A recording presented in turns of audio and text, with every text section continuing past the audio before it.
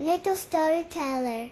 Sir Reginald, a brave knight with shiny blue armor, lived in a big stone castle. His best friend was Sparky, a small, green dragon. Sparky had big, kind eyes and little, floppy wings.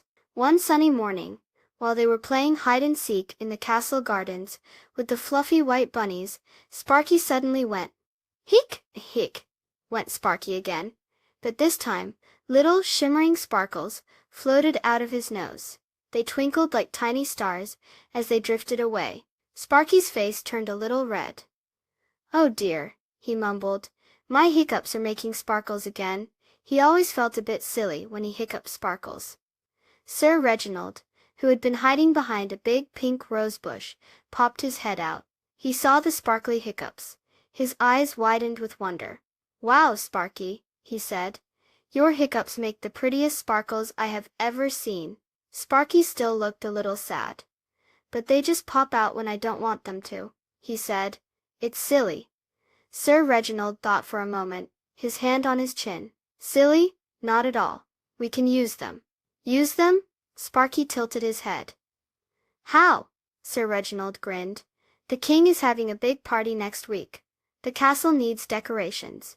Your sparkles would be perfect." He pointed to the tall gray castle walls. "Imagine them twinkling all over the towers." Sparky thought about it.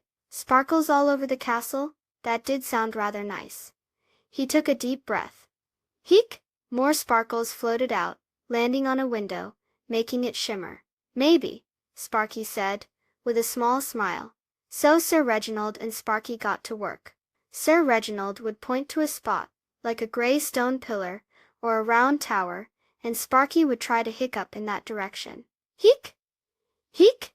The sparkly hiccups floated and stuck to the stone, making it look like it was covered in tiny diamonds. They decorated the big wooden doors with swirling patterns of sparkles.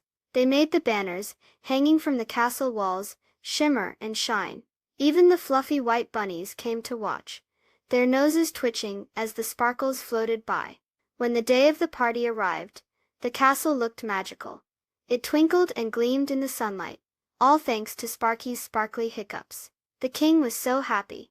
"These are the most wonderful decorations ever," he exclaimed. Sparky smiled, no longer embarrassed about his hiccups.